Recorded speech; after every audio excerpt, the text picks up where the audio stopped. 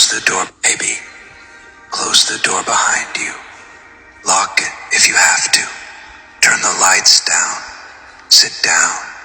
And promise me you won't let anyone else read this. This is the kind of thing that needs to live in a room with its own breath. No audience. No interruptions. Just the quiet so the words can land where they're meant to. I say that because what I'm about to tell you isn't pretty or neat. It's raw. It's honest. It's the part of me I kept tucked away. Like an apology I never learned how to give. I used to think silence was safety. I thought if I didn't speak, I wouldn't have to explain the places I'd failed. I thought hiding the truth would protect the people I loved. And maybe, for a while, it did protect them from the mess. But silence didn't protect you. It only made me safer from you. And that's the cruelest theft I ever committed. You gave me your presence like a promise. I answered with absence like a refuge. That's the confession. I chose comfort over courage. And in doing so, I taught myself how to lose the one thing I wanted to keep. Do you remember the night we first stood on my balcony and watched the city breathe? You were so small in the cold light, pulling your jacket closer, laughing at nothing. And the way you looked at me, like I was the only person who mattered. I swore I would never waste that look. I said that to you out loud. You believed it. I believed it, for a while. But belief without action is a lie wrapped pretty. I let my fear keep me from being the man who would speak your name in a crowded room. I let the people who didn't know you shape the story I told about us. And because I was too proud to fight, I let the narrative crumble around us. The most painful part is how ordinary it all felt while it was happening. There was no single explosion, no cinematic betrayal, just 1,000 tiny abdications. A missed call when you needed me, a promise postponed, a defense I didn't write when words were needed the most. You sat with me through nights I couldn't admit I was falling apart. And instead of being brave for you, I tried to be brave for everyone else's approval. I chose their eyes over yours. I chose the quiet whispers of people who didn't know your worth, rather than standing beside you and saying your name like a commandment. When your name was spoken in the wrong room, I clammed up. I let others speak for me. I let strangers weigh in on the thing that was only ever mine to protect. That door I told you to close, I should have been the one to lock it. Instead, I slept with it propped open and let the weather come in. And when the storm arrived, when the accusations were thrown, when memories were bent into weapons, you sat there and absorbed it. You didn't counterpunch. You didn't create scenes. You held your dignity like a fragile thing and paid for my silence with your patience. There's a moment I go back to in my head every night, and it's the one thing that keeps me honest. It wasn't dramatic. You were in my kitchen, half asleep with a cup of tea cooled to the same temperature as the regret in my chest. You looked up at me, tired but steady, and asked the only question you needed an answer to. Do you see me? It felt like an anchor. I wanted to say yes 1,000 times. I wanted to shout it across the room, but instead I answered with a shrug and a half-truth about being busy. That memory eats at me because in that second I taught you what to expect from me. Words that could be bent, promises that could be delayed, devotion that could be negotiated. And you, brilliant and brave, tolerated that. You tolerated the inconsistency the way a gardener tolerates a late frost, because you believed the season would come right again.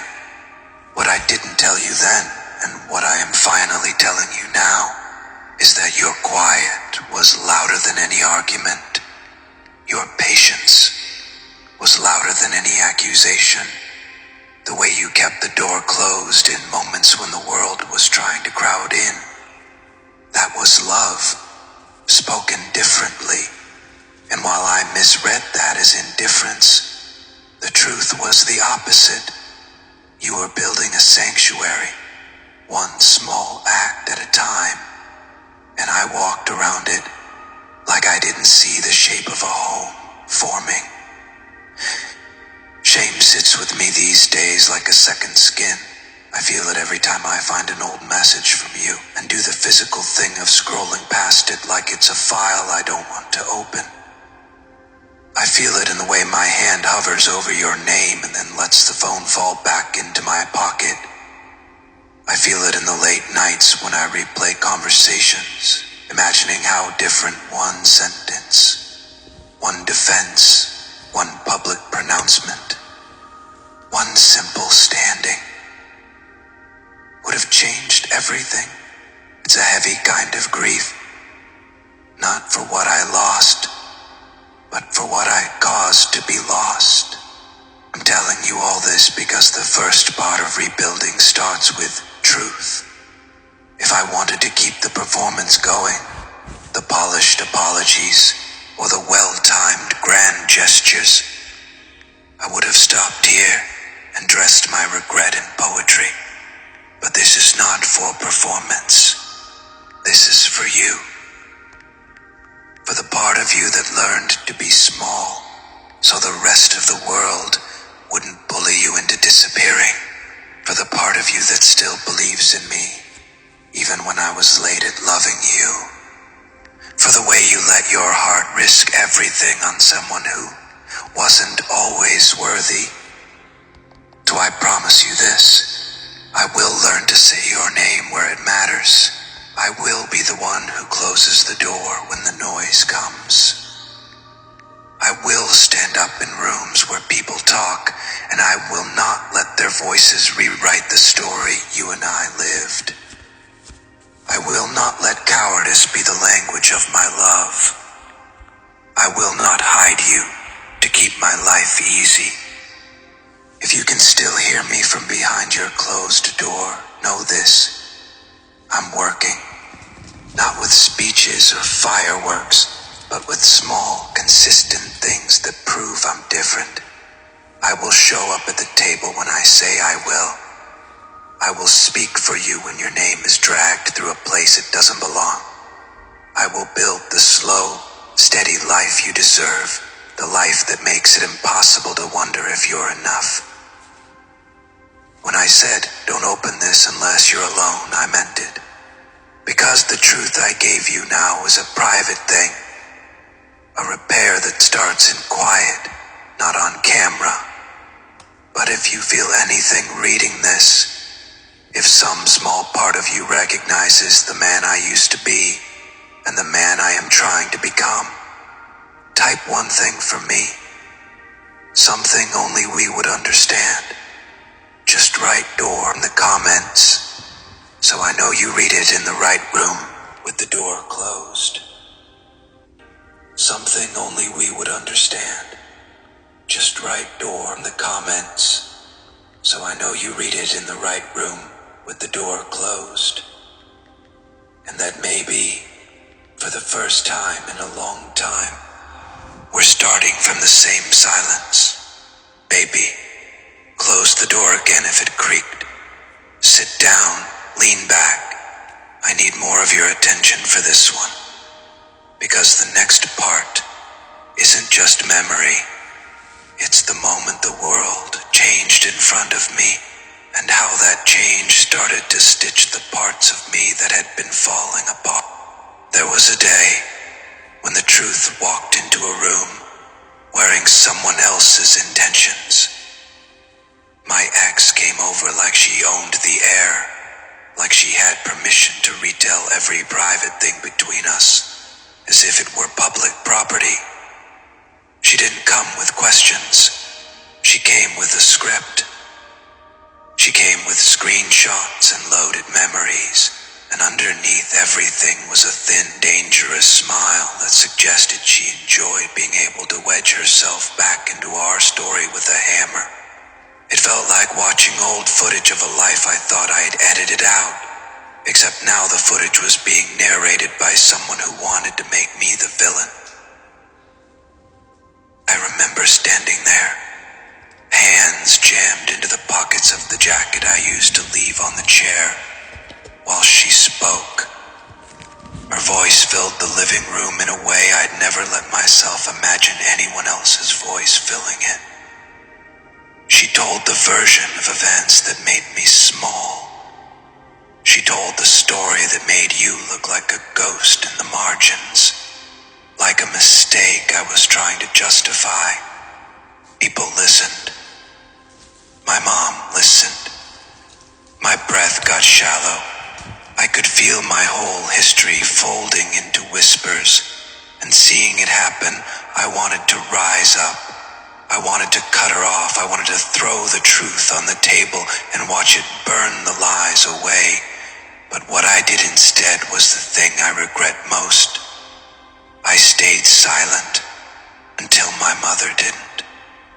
She is a woman who learned her lessons the hard way. She has a way of carrying judgment like a folded newspaper, hitting only where it matters. She looked at my ex like someone who had been lied about too many times, and she said what I should have said. She didn't raise her voice like a courtroom. She simply spoke with a calm that landed like thunder. She defended you, not with anger, but with something steadier, recognition. She spoke of the nights she'd watched me change, of the quiet way my shoulders softened when I spoke of you, of the way my laughter had become honest in your presence. She said, "Do not reduce her to your version of a story. I have seen what she gave him. That was seismic. The air in the room shifted like a tide. My ex blinked like someone whose map had been revoked. I felt like someone had opened the door to my heart and let a current through that I hadn't known was stuck. I was stunned, not because my mother defended the woman I loved, but because she saw something I hadn't been brave enough. And in seeing it, she named me too. She named the man I could be, the man I had already started to become when love steadied me. After she said those words, there was this strange hush. Not the empty sort, but the kind that makes you sober. It's the hush where you feel the distance you've created between who you were and who you are becoming. I broke then. It wasn't dramatic. I left the room and sat on the stairs because I needed to let the sound of her voice turn into something permanent in my memory. Tears came, not loud, not theatrical. They just arrived like evidence. They were the confession I couldn't have voiced before. I had failed you by being silent, and that silence had become a slow betrayal. You need to understand what that silence did to you. It didn't only make you feel alone. It made the people around you think silence was the story they could accept. They mistook my quiet for consent. They filled in the blanks with versions of my life that suited their own fears. I watched my own absence be used as currency by people who wanted to win an argument or feel superior for being realistic.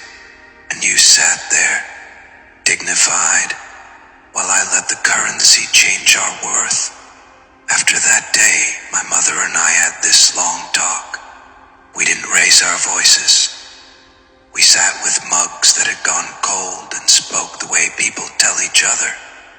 the facts of a life they are trying to repair. She told me things that hurt because they were true. She said she had seen me become softer, kinder, more patient. She said she had seen the way I woke up for work with a brightness she hadn't seen in years. She said she noticed the small rituals I started, ways I took better care of myself because someone else's presence made me want to be better. She said, "You looked different.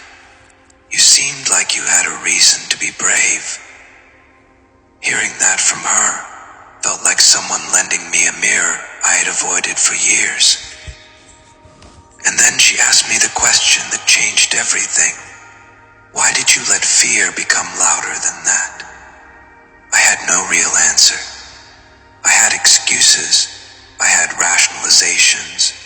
I had every small, clever reason to justify the cowardice. But none of it explained why I didn't step forward when it mattered. She didn't lecture me. She sat with me and peeled the layers like an onion until the truth was the only thing left in the room. She said, "If you wanted to protect what you had, why didn't you stand for it?" That line echoed. It still echoes. It taught me that protecting love isn't passive. It's messy. It's noisy. It's visible. That's when I saw the real cost of my silence. It had taught you to expect less.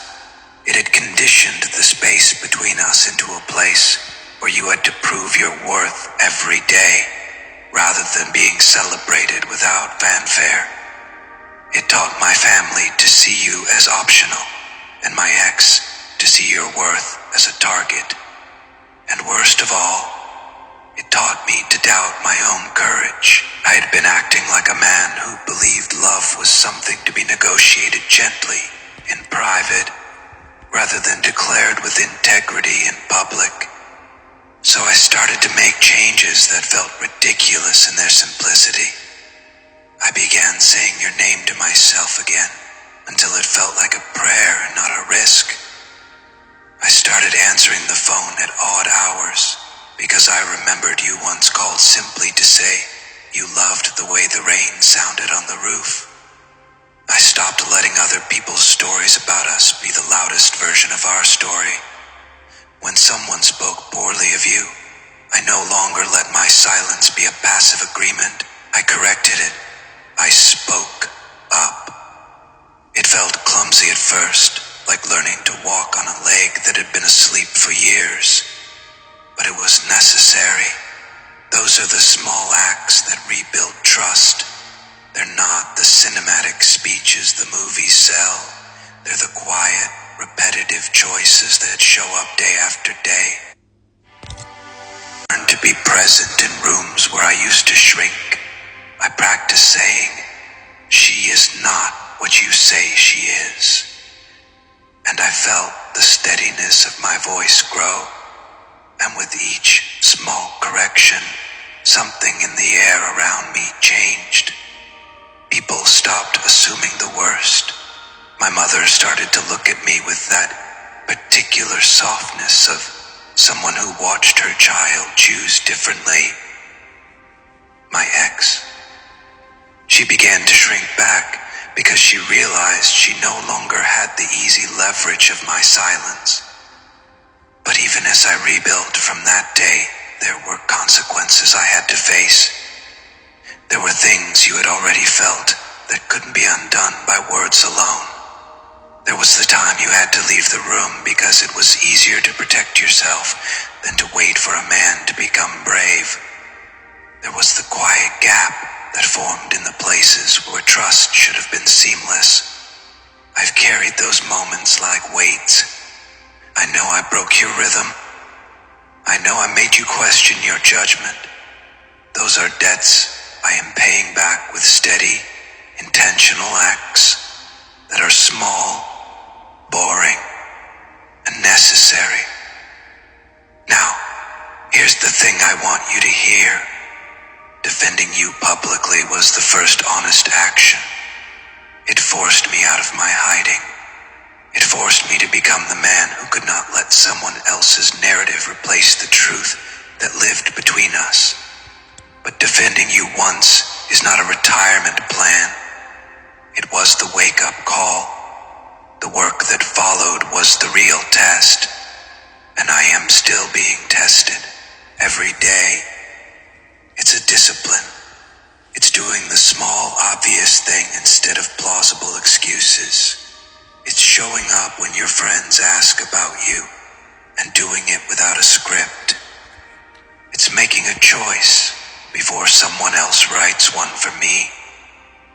If you read this and feel something stir, an ember that remembers, then know I am moving with intention. I'm not perfect. I miss sometimes. I stumble. But my course is true now. I will choose to speak for you in rooms that used to hum with gossip.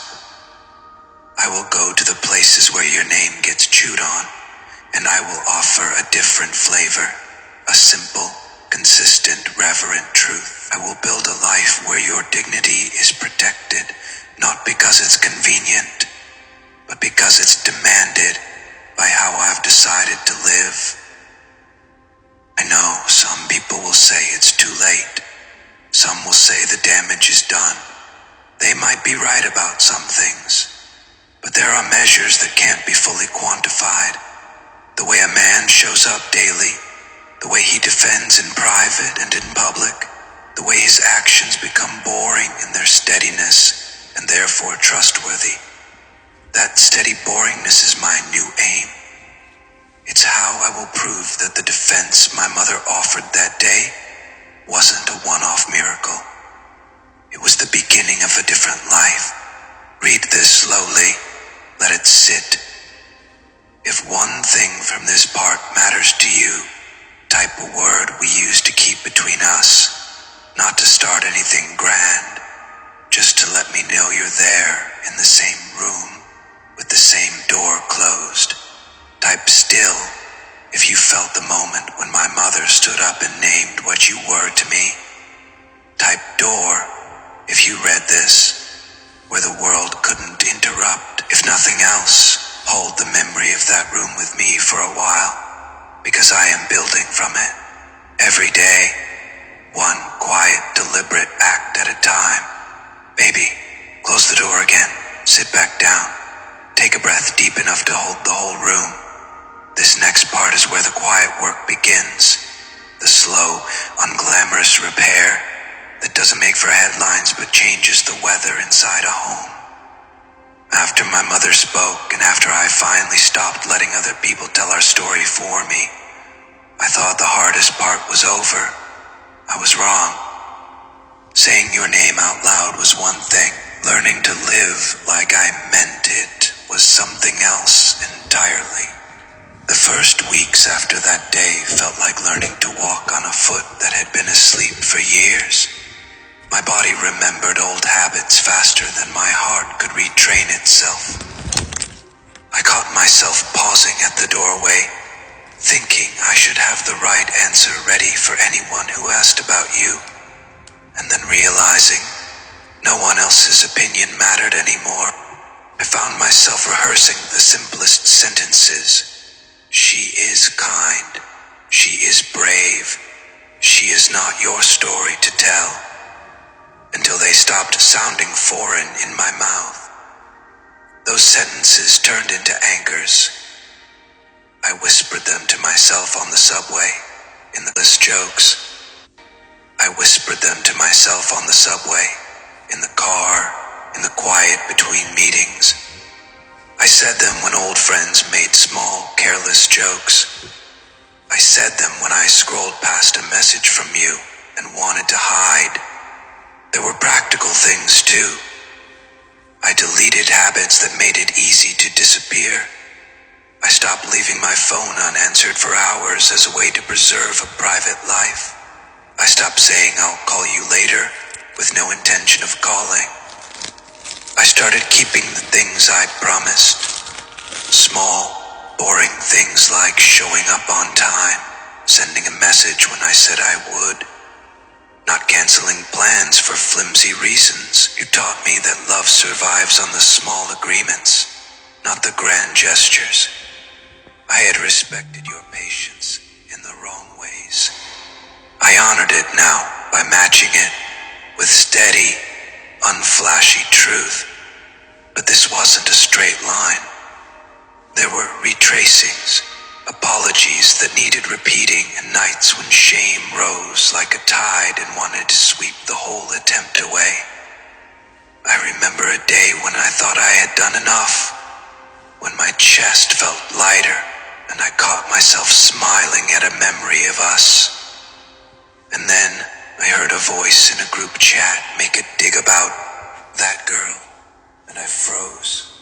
My instinct was still to shrink, to let the noise pass.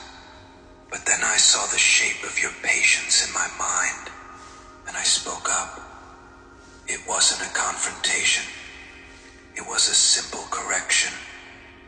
She's not that. She's the reason I'm different now. The person went silent. It felt small, but that smallness stacked up into bravery. There were also moments of real reckoning, times when you tested what I was building.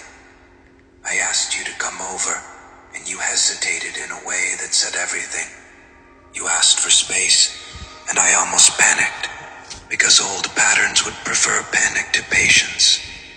Instead, I sat with what felt like an absence, and practiced being present without pressure. I learned to accept your silence as a form of communication, rather than a threat.